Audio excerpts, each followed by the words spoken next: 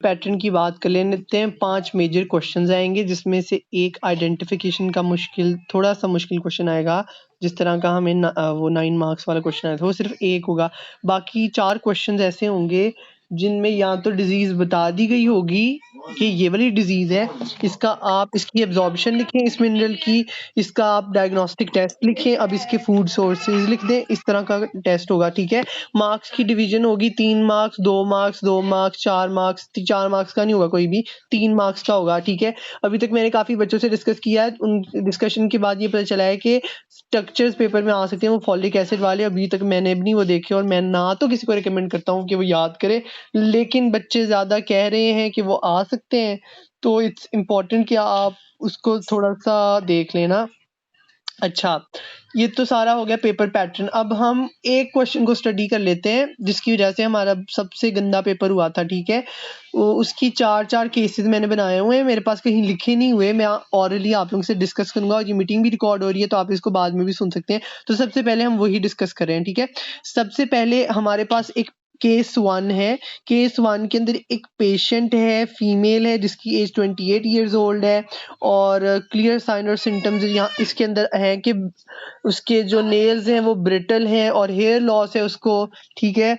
और उसकी dietary habits भी बहुत ज्यादा डिसरप्ट हैं, ठीक है। तो इसमें ये क्या बता रहे हैं कौन सी डेफिशिएंसी हो सकती है इसको? B7 की।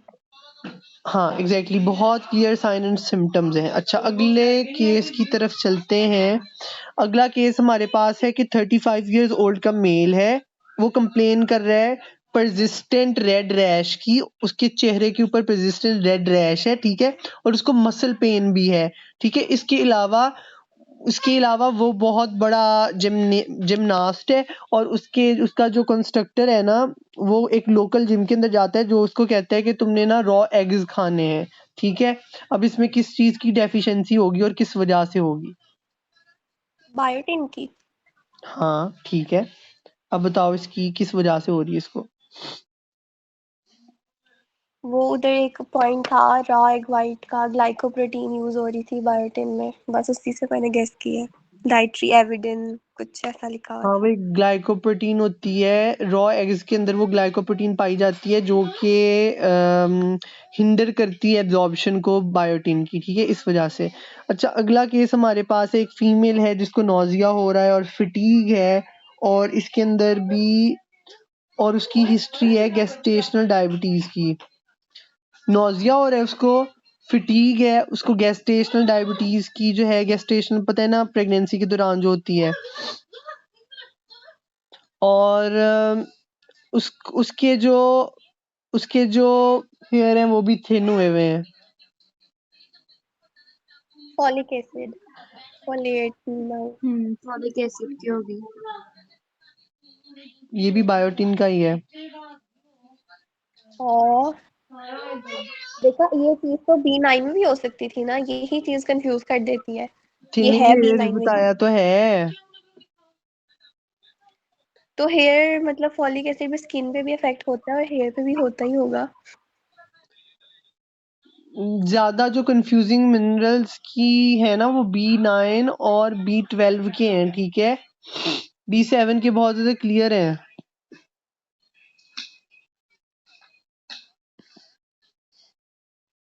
अच्छा जी, फोर्थ केस है हमारे पास। 30 इयर्स ओल्ड जो है वो फीमेल है, उसको रेस्पिरेटरी इन्फेक्शन है, ठीक है।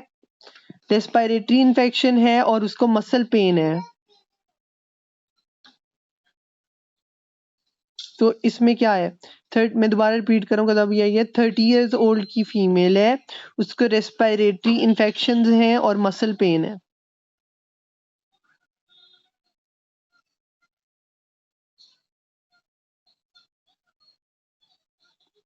गाइस, रेस्पिरेटरी इन्फेक्शन और मसल पेन जो है वो बी विटामिन डी 12 में है। विटामिन डी की डेफिशिएंसी की वजह से होता है, ठीक है। फ्रीक्वेंट रेस्पिरेटरी इन्फेक्शंस होते रहते हैं बार बार, उसको रिकरेंट, मैंने एक लफ्ज बोला है रिकरेंट, बार-बार हो रहे हैं, इसका मतलब क्या है कि उसकी इम्यूनिटी जो है वो वीक है, जिसकी वजह से उसको बार-बार रेस्पिरेटरी का इन्फेक्शन हो रहा है। और B12 जो है वो इम्यूनिटी के अंदर रोल प्ले करता है, उसके साथ-साथ उसके मसल की पेन भी हो रही है, ठीक है? अच्छा जी, उसके बाद हम आते हैं इम्यूनिटी में तो बहुत सारे विटामिन रोल प्ले कर रहे हैं। अभी मैं फंक्शन पढ़ रहे हैं उसके, विटामिन डी के, ए के, सी के। हाँ, वो लोग कर रहे हैं, बाकी तो नहीं ना कर रहे ज़्यादा वो लोग कर रहे हैं। लेकिन उसमें भी डिस्टिंग्विश सिम्पटम्स आएंगे। यहाँ मसल पेन आ तो गया है, बोन से रिलेटेड, बी विटामिन डी को फैसिलिटेट कर रहा है ये। उसके बाद हमारे पास आता है कि एक 6 साल का बच्चा है, ठीक है, और उसको ना डेवलपमेंटल डिकेज है, ठीक है, डेवलपमेंटल डिकेज है और सीजर्स है उसको, और उसकी स्किन के ऊपर रैश है। क्या हो सकता है? बायोटिन। गुड, किस तरह बचला? सीजर से। सीजर्स और में भी हो सकता है वैसे, लेकिन डेवलपमेंटल इसमें हो डिकेज सकता से है, लिखा नहीं हुआ था ना स्लाइड में। हमें पता है ना, बायोटिन की फंक्शंस के अंदर लिखा हुआ है कि वो बच्चों के जो है वो प्रिवेंट करता है डेवलपमेंटल डिकेज वगैरह से। नो डाउट कि वो भी करता है, B9 भी करता है, लेकिन ये थोड़ा इम्बिगुअस और हिडन है कि ये कर रहा है। और दूसरा सीजर्स, बिल्कुल सीजर एक क्लियर सिम्टम है B12 का, 7 का। सॉरी B7 का। अच्छा जी, यार ये बहुत ज़्यादा जेनरिक है, लेकिन मैं बता देता हूँ। फिटीग है, स्वेलन और ब्लीडिंग गम्स हैं, क्या है? स्वोलन और ब्लीडिंग गम्स हैं, फिटीग है, पेन है, और इजी बर्निंग है ड्यूरिंग सी वॉयज, बहरी सफर के दौरान। स्कर्वे में होता था विटामिन सी की डेफिशिएंसी की वजह से। Exactly, it's vitamin C deficiency, ठीक है। और अच्छा मुझे लग रहा है ये जो री लिखी हुई है ना स्टेटमेंट सेलर्स वाली, ये मैम दे देंगी और स्कर्वे की डेफिशिएंसी पेपर में आ जाएगी, ऐसे लग रहा है मुझे। अल्लाह अल्लाह करे यही आ जाए क्लियर। और स्कर्वी इतना की आसान है। स्कर्वे को अभी हम डिस्कस करेंगे स्लाइड्स के थ्रू ना, वहां पर काफी कुछ लिखा हुआ है। यानी कि जब हम विटामिन सी स्टडी कर रहे हैं ना, वहां पर लिखा हुआ है कि 1 महीने तक अगर आप इम्पेयर्ड कम लें ये, या बिल्कुल ना लें, उस कंडीशन के अंदर हो सकता है। और उसके अंदर काफी सारे सिम्टम्स लिखे हुए हैं, अजीब अजीब से सिम्टम्स लिखे हैं, ठीक है। प्राइमरी सिम्टम्स तो पेन वगैरह होती है, लेकिन उसके बाद काफी अजीब अजीब से सिम्टम्स होते हैं, वो डिस्कस करेंगे फ्रॉम द स्लाइड्स। इसके अलावा B7 की स्लाइड के अंदर भी कंजंक्टिवाइटिस लिखा हुआ है। इस तरह के और भी मेजर बीमारियों के नाम लिखे हुए हैं, ठीक है, वो भी डिस्कस करेंगे। अच्छा जी, एक फीमेल है जिसकी स्लो वाउंड हीलिंग है, लेकिन उसकी डाइट जो है वो बैलेंस्ड है, उसको रिकरेंट कोल्ड भी हो रहा है, ठीक है, और persistent फटीग है उसको। क्या हो सकता है ये? विटामिन सी की yes, deficiency. it's once again vitamin C deficiency because recurrent colds और वो slow bound healing vitamin C के अंदर ही होती है। 50 साल का एक बाबा है जो बहुत ज्यादा स्मोकिंग करता है, ठीक है, उसको भी मसला हो रहा है कोल्ड का, और फ्रीक्वेंट जो है वो उसको उसके मसल्स पेन कर रहे हैं, और वही सेम सिम्टम के वाउंड्स की हीलिंग नहीं हो रही सही तरह से।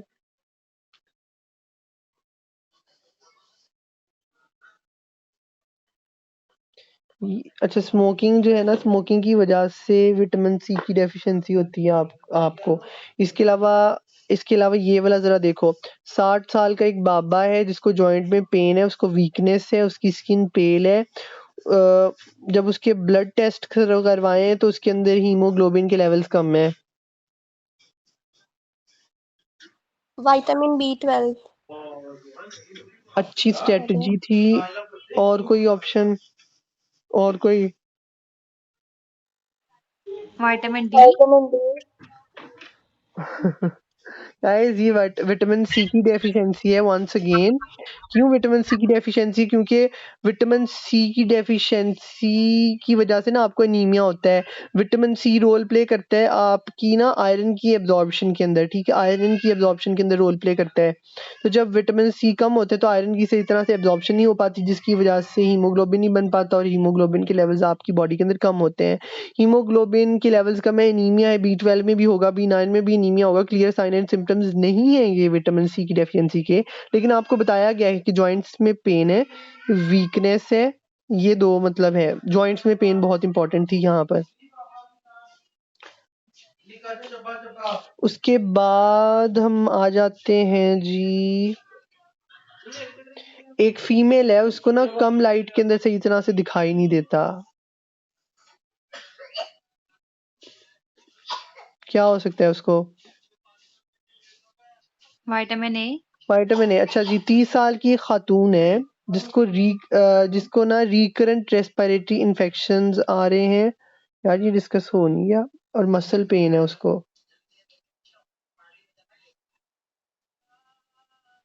नहीं, ये डिस्कस नहीं किया, बताओ।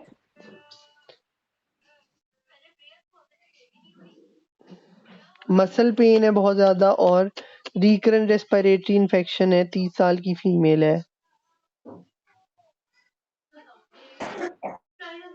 ये हो गया डिस्कस, लेकिन दोबारा गैस करो जरा, जहन में है आप लोगों के?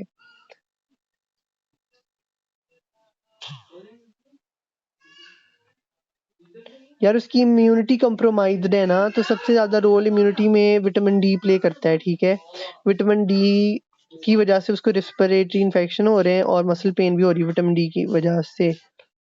अच्छा जी, हाँ अब देखो, एक 35 साल का बाबा है जिसका मूड नहीं सही, लो मूड है और फटीग है उसको सर्दियों के अंदर। क्या हो सकता है? दोबारा बोलना क्या है? सर्दियों के अंदर बाबे का मूड नहीं सही, 35 साल का ओल्ड मैन है। ओल्ड तो नहीं होगा बाबा, है मैं कह रहा हूँ मैं, 35 साल का बेचारा बंदा है और उसका मूड नहीं सही, लो मूड है और उसको फटीग भी है सर्दियों के महीनों में।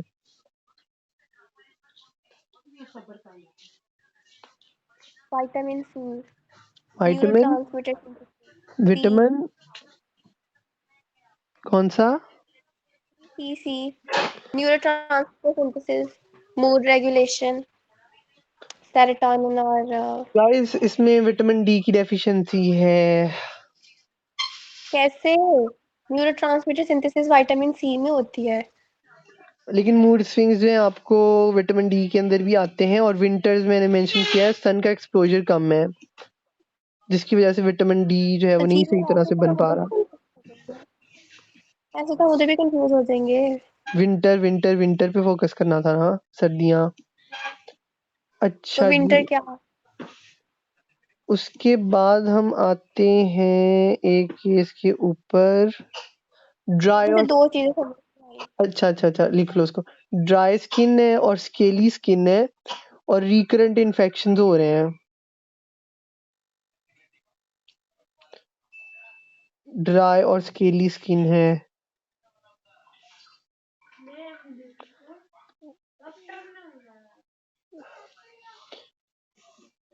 ड्राई और स्केली स्किन है हमारे पास। और गाइज आप पेपर के अंदर और भी बहुत ज्यादा इंडिकेटर्स होंगे, लेकिन आपको पता होना चाहिए कि ये किस किस के साथ जा सकते हैं ना।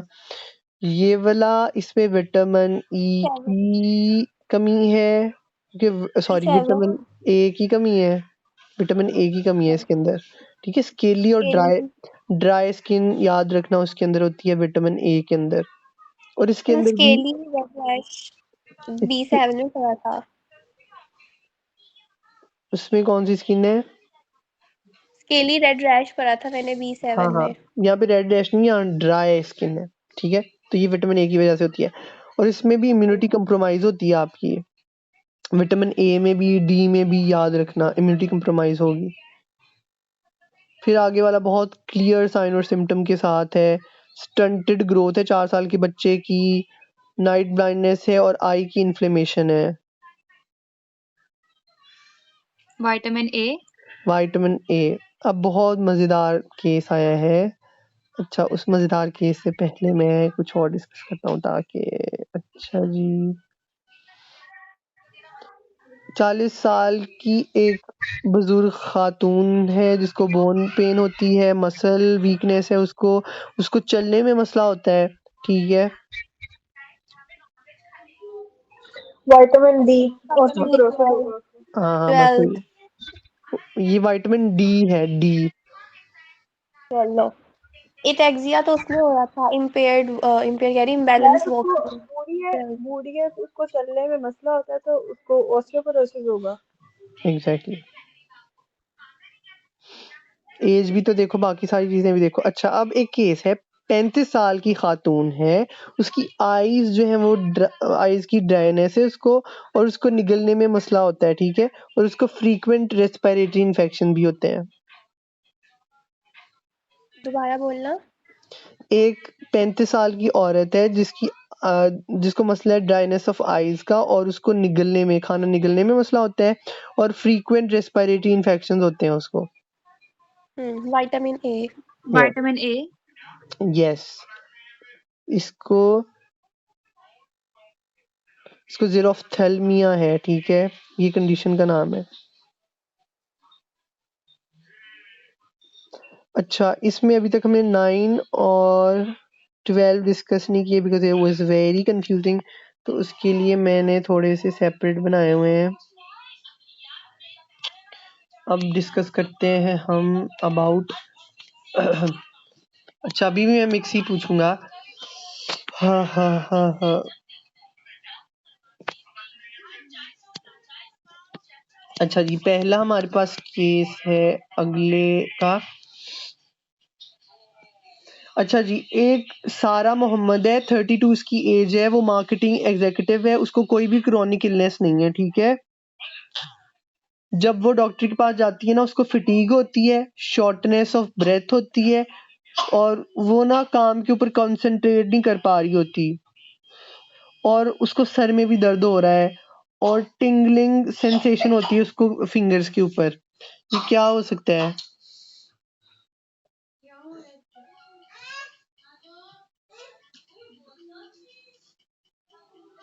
सोचो, सिम्टम्स दोबारा बता देता हूँ। सर में बहुत दर्द होता है, सांस सही तरह से नहीं आता, शॉर्टनेस ऑफ ब्रेथ है, फटीग है, बार बार परसिस्टेंट फटीग है, ठीक है, टिंगलिंग सेंसेशन है उसकी फिंगर्स पे। B9। हाँ, और जब उसके डॉक्टर ने उसको एग्जामिन किया तो उसकी पेल स्किन थी, ठीक है। B9 की डेफिशिएंसी है, ठीक है। आप लोगों को किससे पता चला है?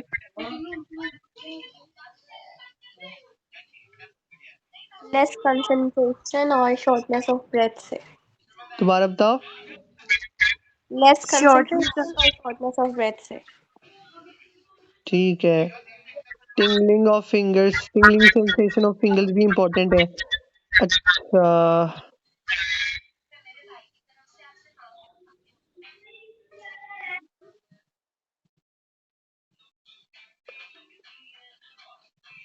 ठीक है जी। और ये जो सारा थी ना, ये सब्जियां वगैरह नहीं खाती थी, वेजिटेबल्स वगैरह, सीरियल्स, फोर्टिफाइड सीरियल्स वगैरह भी नहीं खाती थी ये, तो इस वजह से इसको B9 की डेफिशिएंसी हुई है। इसको फिर सप्लीमेंट्स दिए जाएंगे। सप्लीमेंट्स कौन कौन से हैं B9 के?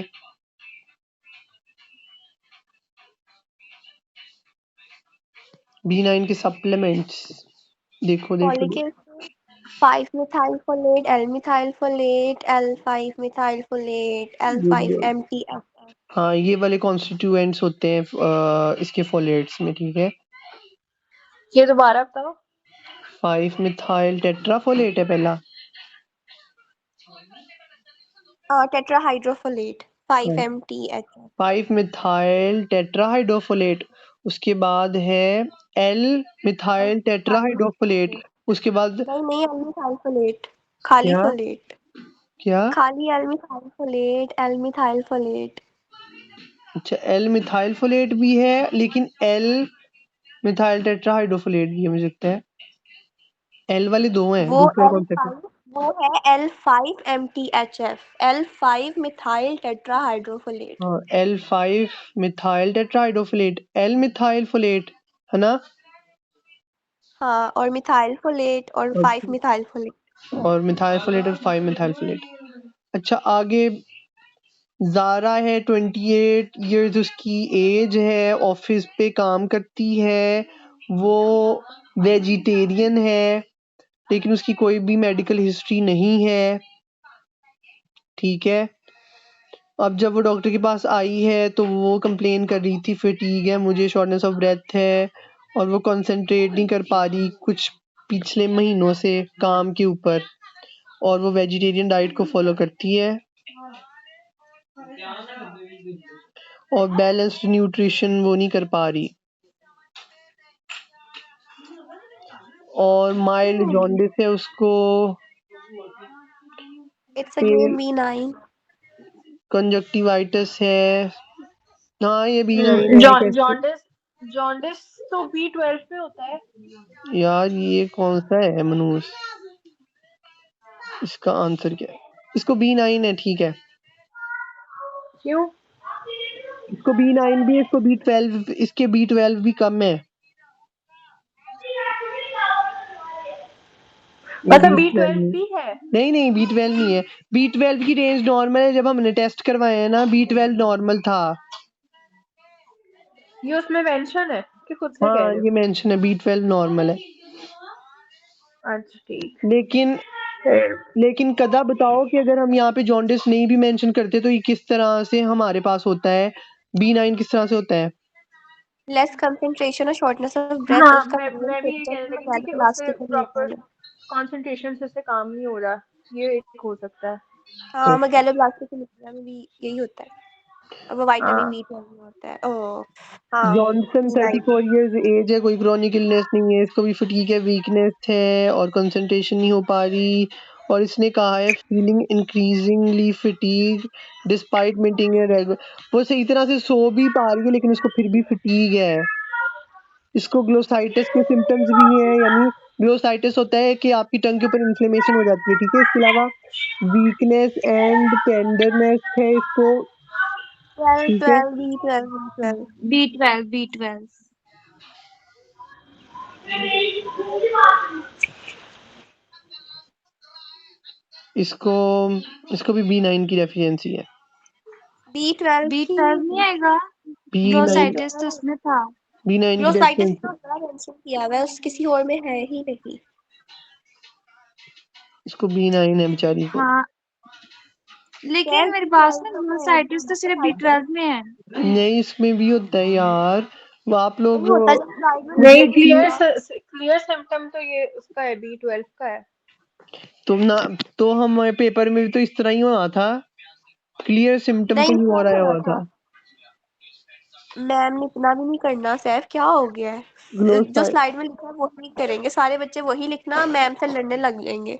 हाँ बड़ा लड़ लिया था ना उसमें, ग्लोसाइटिस में हमने लिखा हुआ था, पता नहीं लड़ने का किसका, कोई फायदा तो नहीं है ऐसे। हमने पता नहीं किसका लिखा हुआ था, लेकिन यहाँ पे आपके पास है तो सही, वो मेमोरी वाला, मेमोरी का इशू तो नहीं होता B12 में? होता है इम्पेयर मोटर और सेंसरी, इम्पैक्ट करता है सेंसरी और मोटर न्यूरॉन्स को, तो मेमोरी फंक्शन को भी B12 की डेफिशिएंसी लेकिन यहाँ इम्पैक्ट करती है। कंसंट्रेशन वगैरह का मसला आ रहा है, चलो आगे देखते हैं। यार इसमें ना बहुत क्लियर सिम्टम आ रहा है डिफिकल्टी इन कंसंट्रेशन का।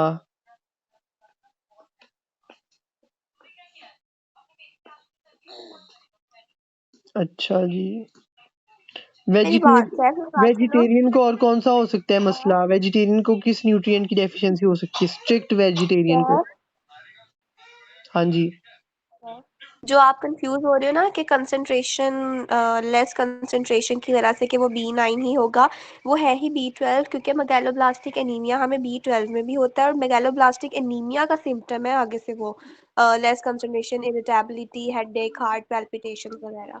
अब आई समझ, ये किसकी B12 लेस है। कंसंट्रेशन कह रही हो?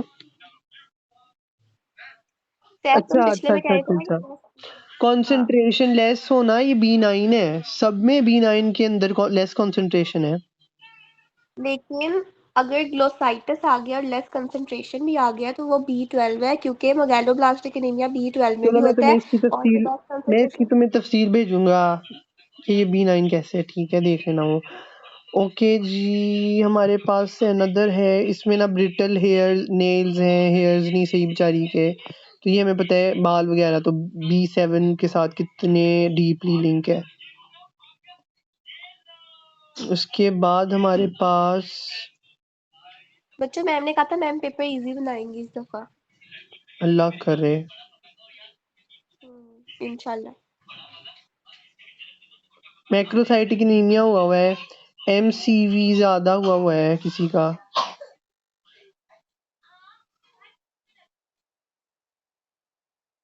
मैक्रोसाइटिक एनीमिया है, MCV बहुत ज्यादा है, पेल स्किन है, माइल्ड जॉन्डिस हुआ है, वाइब्रेटरी सेंसेशन है, ब्रिस्क रिफ्लेक्सेस हैं, फटीग है, वीकनेस है, डिफिकल्टली कंसंट्रेशन है, इसमें भी बीमारी मनूस में। क्या हो सकता है? मसल क्रैम्प्स भी हैं। वेजिटेरियन B12 डाइट भी। भी फॉलो कर रही है। ये B12 ही है, बिल्कुल B12 है ये। अच्छा जी, उसके बाद हमारे पास तकरीबन आखिरी केस है ये। Weakness, fatigue, lack of concentration, mild jaundice, और जब उसकी न्यूरोलॉजिकल एग्जामिनेशन की गई तो रिफ्लेक्सेस डिमिनिश थे और कोऑर्डिनेशन भी जो है वो कोऑर्डिनेशन में भी इम्पेयर्ड थी, ठीक है, लेकिन ब्लड प्रेशर और हार्ट रेट वगैरह नॉर्मल थे। क्या है ये? B9। दोबारा बोलो। दोबारा बोलता हूँ, हमारे पास किधर गया, डिफिकल्टी इन कंसंट्रेशन है, फटीग है, वीकनेस है और डेजीनेस है, ब्रेथलेसनेस है, ठीक है, और मैक्रोसाइटिक एनीमिया है, MCV इंक्रीज हुआ है, स्ट्रिक्टली B12। हाँ ये B12 है। कैसे पता चला? मैक्रोसाइटिक एनीमिया से। नहीं, उससे पहले भी जो बोला है उससे भी। वो कॉन्सेंट्रेशन वगैरह से तो सारा वो B9 लग रहा था। ये कंसंट्रेशन में उस दोनों के अंदर आ रही है। वही ले तो। लेकिन फिर उसके बाद जब मैक्रोसाइटिक एनीमिया का आया तो मैं तो उससे तो कंफर्म हो गया कि B12 है। ये मुझे ऐसे हाँ, लग रहा और तुम हीमोग्लोबिन, लोग भी करते और ज्यादा एनीमिया इसी में ही हो रहा है, मेगैलोब्लास्टिक एनीमिया। B12 में ही ज्यादा दफा एनीमिया हो रहा है, B9 में एनीमिया इतना ज्यादा नहीं हो रहा।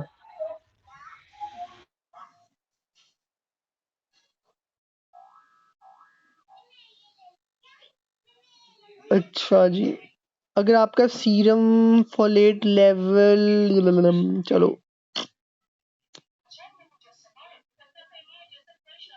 ठीक हो गया जी।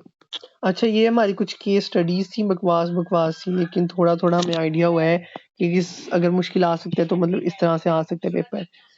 ओके ओके ओके गाइस, एक दफा मैं अपने नोट से इम्पोर्टेंट बताऊंगा अब, और मैं करूंगा क्या, मैंने क्या करना है उसके बाद, मैं स्लाइड से इम्पोर्टेंट बताऊंगा, और उसके बाद फिर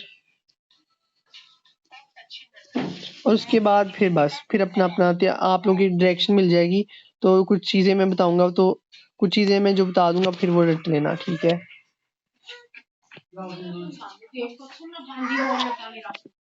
स्लाइड शो हो रही है आप लोगों को? नहीं। अच्छा, एक minute, save save save save notes किधर है मेरे यार? डिस्कशन में भेजे हुए हैं, डिस्कशन।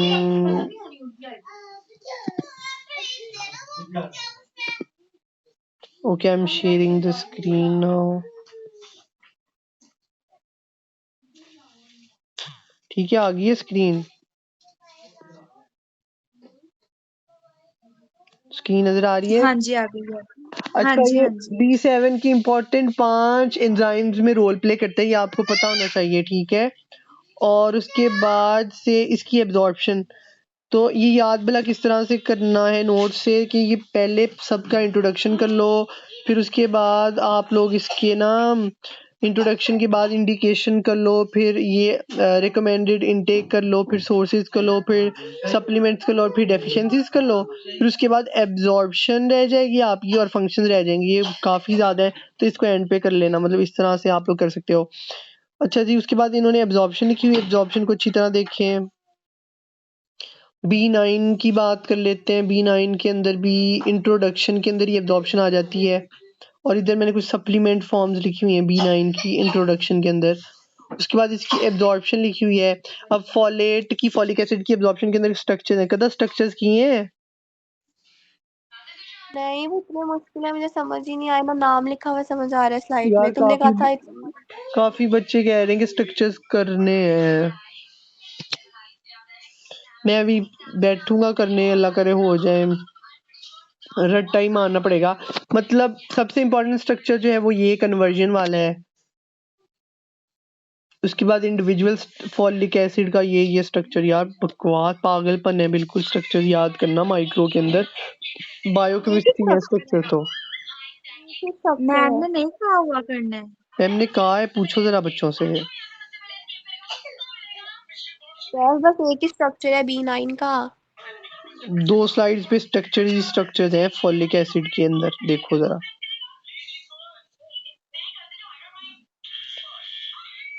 अच्छा जी, ये फंक्शंस के अंदर मैंने 5th पॉइंट लिखा हुआ है। 5th पॉइंट लिखा हुआ है कि बोन स्ट्रेंथ प्रोवाइड करता है और किडनी और लीवर डैमेज को कम करता है, ठीक है? ये इस तरह से ये लिखा हुआ है। और हार्ट स्ट्रोक्स को कम करता है, ब्लॉक हार्ट ब्लॉक्स वगैरह को कम करता है, ठीक है? उसके बाद ये भी इम्पोर्टेंट चीज़ है समझने की कि ये B12 का इंट्रोडक्शन में मैंने क्या लिखा हुआ है कि B12 जब कोबाल्ट से मिलता है तो ये कोबैलेमिन बन जाता है, और ये किस फॉर्म में होता है? एक मिथाइल कोबैलेमिन की फॉर्म में होता है, और एक 5-डीऑक्सी डीऑक्सी एडिनोसाइन कोबैलेमिन की फॉर्म में होता है।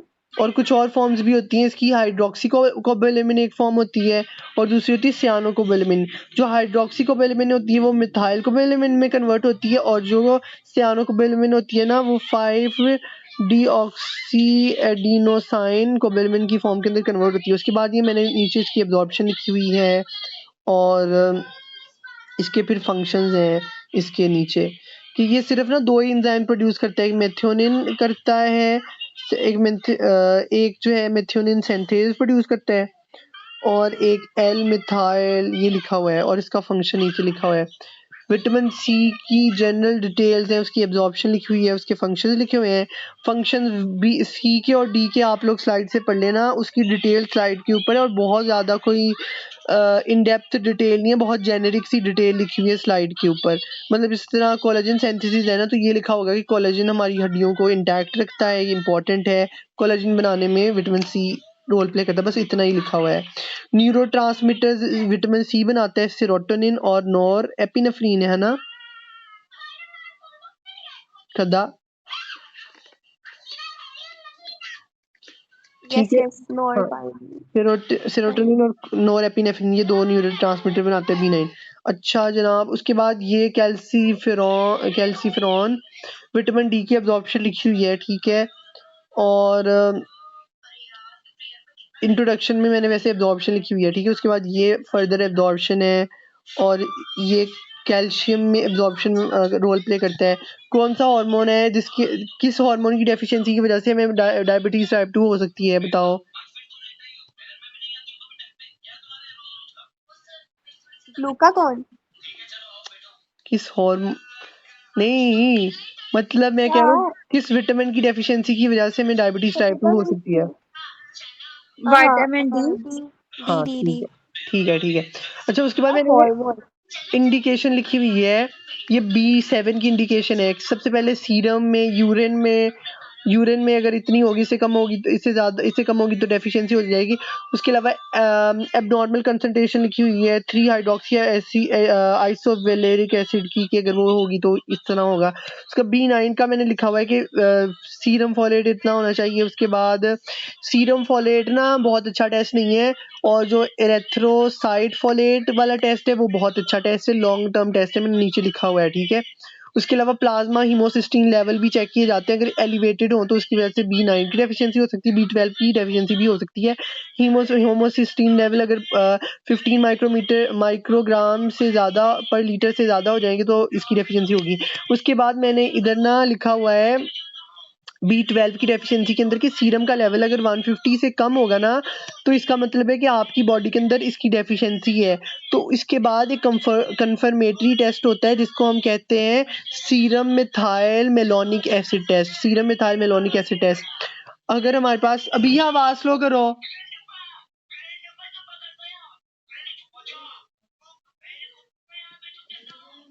उसके बाद हमारे पास सीरम मिथाइल मेलोनिक एसिड की कंसंट्रेशन लिखी हुई है कि 0.271 माइक्रोमोल पर लीटर से ज़्यादा होगी ना तो इसकी डेफिशिएंसी कंफर्म हो जाएगी।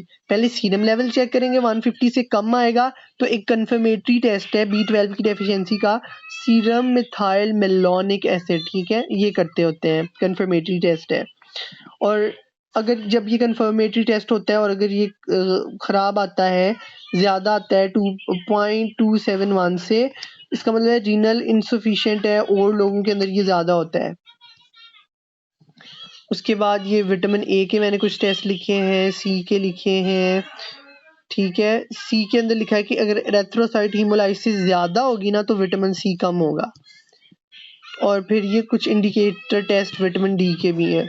और इसी तरह ही सबसे पहले 30 के बाद 400 के बाद 2.4 700 और 900 75 90 15 इस तरह से याद रखना।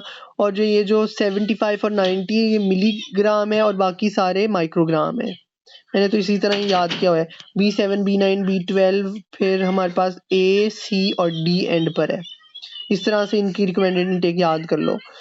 उसके बाद ये देखो एवर्डिन कहते हैं, एग वाइट के अंदर एवर्डिन होती है जो कि B7 की एब्जॉर्प्शन नहीं करवा पा रही होती, ठीक है। अच्छा जी, बाकी इसके सोर्सेज देखो, रिचेस्ट सोर्स कौन से हैं ये देखो, ये सप्लीमेंटेशन वगैरह का बताया हुआ है, इधर सबका नाम लिखा हुआ है जो। उसके बाद इधर कुछ डेफिशिएंसीज लिखी हुई हैं काफ़ी ज़्यादा, डिप्रेशन, हेलुसिनेशन, मेगालोब्लास्टिक, ये वो। अच्छा बस ये हो गया है। इसमें से कोई क्वेश्चन है किसी का तो बताएं, वरना हम एक थोड़ा सा स्लाइड्स को डिस्कस करना है। ऑलराइट,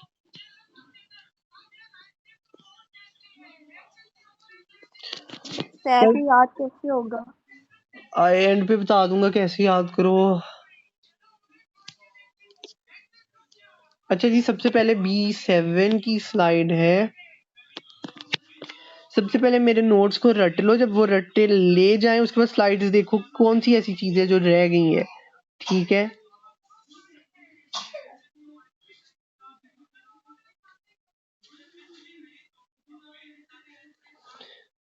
मसल क्रैम्प्स को कम करवाता है और डायलिसिस पेन को कम करवाता है।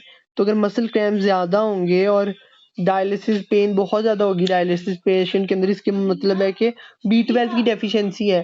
क्योंकि अगर बंदा, हमने इसकी डेफिशिएंसी में आगे हम पढ़ रहे हैं कि अगर बंदा जो है वो मल्टीपल डाइट्स खाता है, मिक्स डाइट खाता है, तो इसकी डेफिशिएंसी नहीं होती, ठीक है। तो मतलब कि अगर इसकी पेन वगैरह ज़्यादा होती डायलिसिस की या मसल क्रैम्प ज़्यादा हो रहे हैं किसी बंदे में, इसका मतलब है कि वो मिक्स डाइट नहीं खा रहा और उसमें B12 B7 की डेफिशिएंसी हो सकती है, मोस्ट प्रोबेबल है, ठीक है।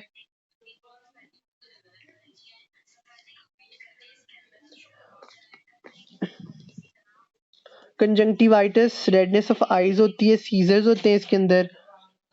सीजर्स बहुत बड़ा है, हमने भी केस स्टडीज भी डिस्कस की थी तो उसमें सीजर्स आ रहे थे B12 के अंदर, सॉरी B7 के अंदर सीजर्स आ रहे थे। उसके बाद स्किन इन्फेक्शन है और ये वो है। न्यूरोलॉजिकल फाइंडिंग्स में ये है पेरेस्थीसिया। पेरेस्थीसिया क्या होता है कि आप को ना बच्चों के अंदर वीक हो जाती हैं।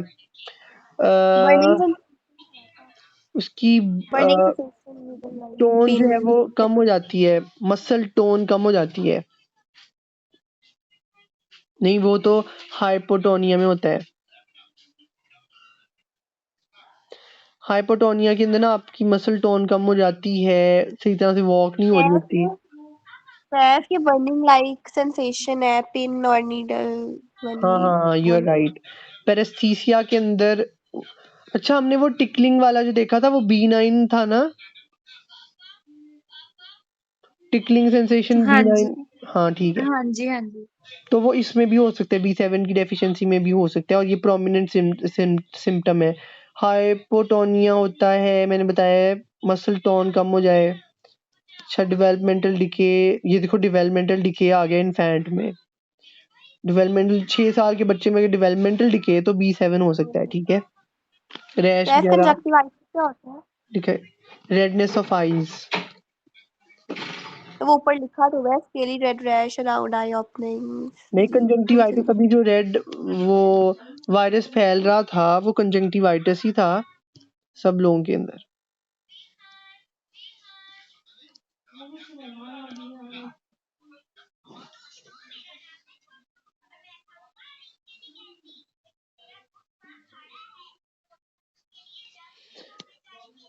अच्छा जनाब, B9 यहाँ पर इम्पोर्टेंट चीज़ है, बहुत ज़्यादा इम्पोर्टेंट चीज़ है। B9 में एक छोटी सी कंफ्यूजन आ जाती होती है कि फूड से हमें ना मिथाइल टेट्राहाइड्रोफोलेट की फॉर्म के अंदर भी आता है, फोलेट टेट्राहाइड्रोफोलेट की फॉर्म में भी आता है, और पॉलीग्लूटामेट फॉर्म के अंदर भी आता है। जो टेट्राहाइड्रोफोलेट है ना, ये कॉम्प्लेक्स फॉर्म ही है, ये पॉलीग्लूटामेट फॉर्म ही है, सही है। टेट्राहाइड्रोफोलेट डायरेक्ट फूड से हमारे पास आ जाता होता है, टेट्राहाइड्रोफोलेट, लेकिन हम देखते हैं 5 मिथाइल टेट्राहाइड्रोफोलेट में हमारी बॉडी कन्वर्ट करती है इसको। अब वो जो 5 मिथाइल टेट्राहाइड्रोफोलेट फॉर्म है ना, वो मोनोग्लूटामेट फॉर्म है, यानी कि फूड से हमारे पास पॉलीग्लूटामेट में आता है B9, और फिर वो हमारी बॉडी के अंदर आके मोनोग्लूटामेट फॉर्म के अंदर कन्वर्ट हो जाता है, फिर वो उस फॉर्म में डाइजेस्ट होता है, पॉलीग्लूटामेट फॉर्म में नहीं होता। बाकी यार ये स्ट्रक्चर्स हैं,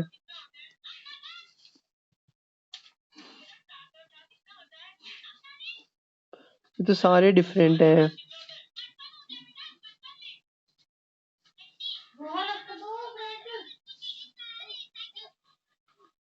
ये बहुत डिफरेंट है सारे। फॉलिक एसिड का कर लेना, टेट्राहाइड्रोफोलेट का कर लेना, बस स्ट्रक्चर दो ऊपर वाले कर लेना, उसके बाद ये वाले स्ट्रक्चर कर लेना। क्या हुआ? मैंने तो पढ़ना है अभी बैठ के, अच्छा चले जाऊंगा। उसके बाद ये वाले स्ट्रक्चर्स नहीं ना ये भी स्ट्रक्चर्स नहीं भी होते तो फोलेट को याद रखना, फोलेट कन्वर्ट हो रहा है डाईहाइड्रोफोलेट के अंदर, और डाईहाइड्रोफोलेट आगे कन्वर्ट होगा टेट्राहाइड्रोफोलेट के अंदर।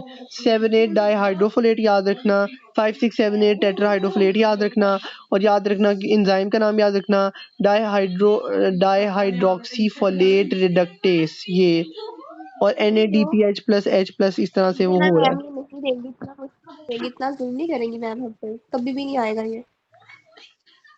अल्लाह करे ना, बच्चे याद कर रहे हैं, उनकी ज्यादा आ जाएंगी मार्क्स। मैम ने क्लास में नहीं करवाए हुए हैं। मैम ने करवाए इतना हुए हैं थकने के क्लास बाद में, मैम ने पूरी क्लास इन पे लगाई थी, बच्चे बता रहे हैं, मैंने तो क्लास नहीं ली थी।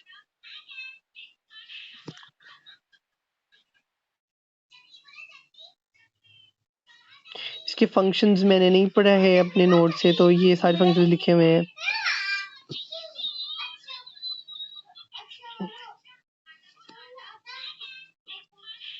सोर्सेज हैं फिर इसके B9 के सोर्स से ज्यादा अच्छा सोर्स कौन है? फोर्टिफाइड सीरियल्स है, मुझे लगता है ज्यादा अच्छा सोर्स फोर्टिफाइड सीरियल्स है B9 का।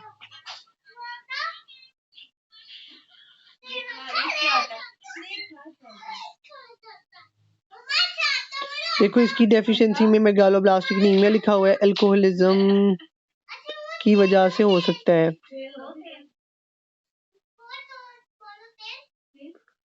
सोरनेस, ठीक है, इनको बहुत अच्छी तरह लिखना अपने पास, ये एंड पे करना है स्लाइड्स वाला काम। अच्छा, उसके बाद हमारे पास है B12, ये सारा कुछ हमारा डिस्कस हो गया था। सप्लीमेंट्स, बी डेफिशिएंसीज पे मैं ज़्यादा, इधर भी मेगालोब्लास्टिक एनीमिया आ रहा है, like the condition called iron deficiency anaemia, ठीक है। आयरन डेफिशिएंसी एनीमिया हो सकता है हमें B12 के अंदर, आयरन डेफिशिएंसी एनीमिया। जॉन्डिस लिखा हुआ है, बिलीरुबिन लेवल जब हाई हो जाएंगे। Glossitis, blotting, पेरेस्टीसिया। पेरेस्टीसिया हमने पहले भी डिस्कस किया, क्या होता है पेरेस्टीसिया? टिकलिंग वाली सेंसेशन।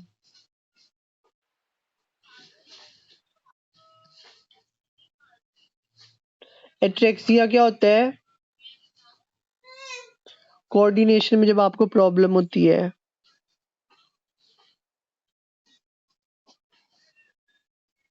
यार ये देखो, ये सेल डिफरेंशिएशन में दो है, एक ए है और सी भी सेल डिफरेंशिएशन के अंदर रोल प्ले करेगा। यार ये बहुत इंपॉर्टेंट चीज है। सी यहाँ पर ना कॉजेज लिखे हुए हैं विटामिन ए की डेफिशिएंसी के, तो इन कॉजेज के अंदर काफी कुछ है। लीवर की वजह से हो सकता है आपको मेल एब्जॉर्प्शन इश्यूज हो सकते हैं, आपको ना सिलिक डिजीज हो सकती है, कोहन डिजीज हो सकती है, कोहन्स डिजीज हो सकती है, पेनक्रियाटाइटिस का डिसऑर्डर हो सकता है, ठीक है, पेनक्रियाटिक डिसऑर्डर हो सकता है आपको। ये सिलिक डिजीज, कोहन डिजीज याद रखना, ये बी विटामिन ए की डेफिशिएंसी कॉज करेंगे अगर ये बीमारियां हैं तो। कोहन डिजीज, सिलिक डिजीज, पेनक्रियाटिक डिसऑर्डर, तो ये विटामिन ए की डेफिशिएंसी कॉज करेंगे। लीवर डिसऑर्डर भी विटामिन ए की डेफिशिएंसी कॉज करेगा।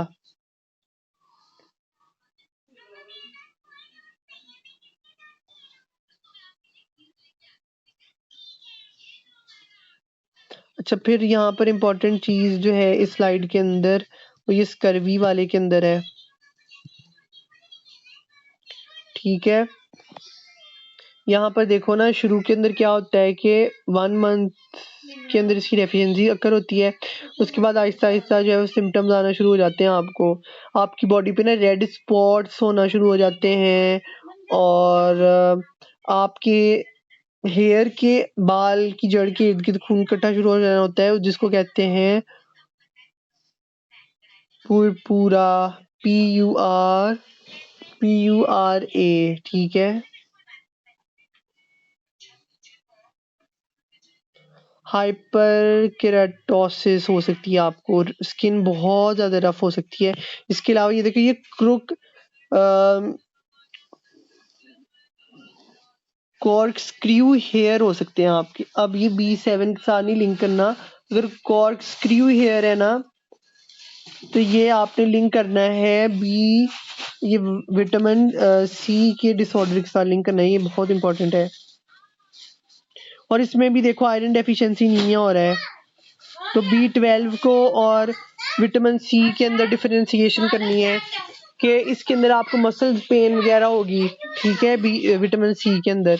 इस तरह से अगर मसल पेन वगैरह है तो ये आपको करेगा, डिस्टिंग्विश करेगा आपको विटामिन B12 से।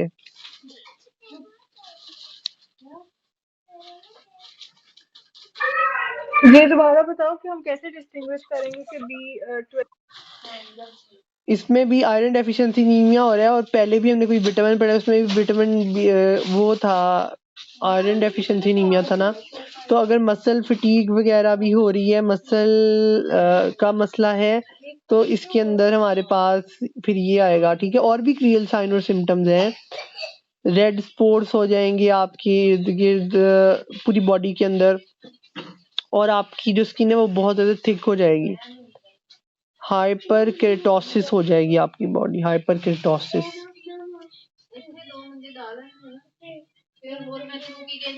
कैल्शियम की एब्जॉर्प्शन, ये वो, इंसुलिन की प्रोडक्शन, कार्डियोवैस्कुलर डिसऑर्डर सोर्सेज हैं, और फिर हमारे पास कैंसर ऑफ रिस्क है, ठीक है। और ये सारा कुछ हमारे पास है। मम्मा मैं क्लास ले रहा हूँ, समझा रहे हैं, आवाज़ जा रही है। ठीक है, वो समझ आ गई है। अच्छा अच्छा, मुझे बताओ, आप लोगों को कोई क्वेश्चन है, कुछ पूछना है, कोई स्ट्रेटेजी पूछनी है तो पूछो मेरे से।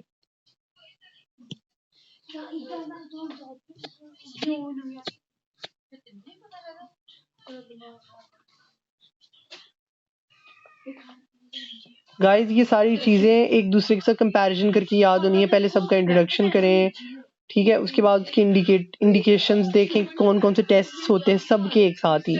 उसके बाद रिकमेंडेड इनटेक देखें सबकी एक साथ ही। उसके बाद एंड पर जाकर मतलब तीसरे नंबर पे आप इसकी डेफिशिएंसी देखें, डेफिशिएंसी की सिम्टम्स देखें, एक दूसरे के साथ कंपेयर करें, उसको फिर एलिमिनेट करें, एक एक सिम्टम को एलिमिनेट करें, मतलब कि ये इसमें भी ये इसमें भी है, तो इस वाली डिजीज का प्रोमिनेंट सिम्टम कौन सा है, इस तरह करके।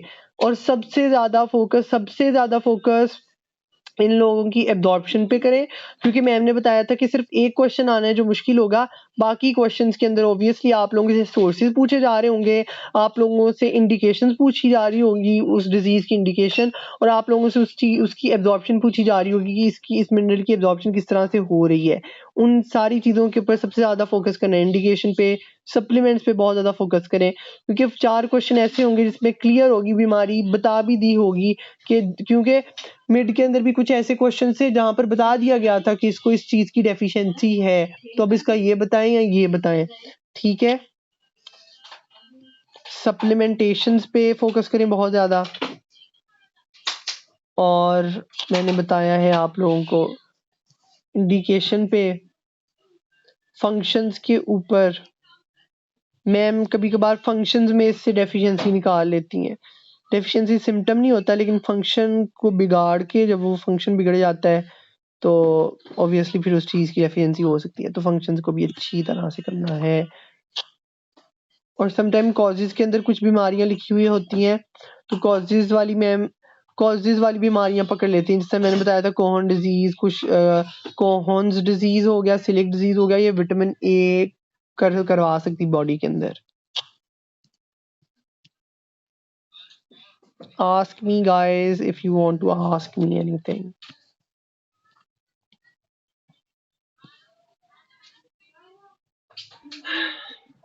नहीं आ गया है समझ, मतलब अब इसके बाद अगर रिवाइज करेंगे तो इंशाल्लाह हो हाँ, जाएगा। अच्छी तरह से रिवाइज करो इसको, ठीक है।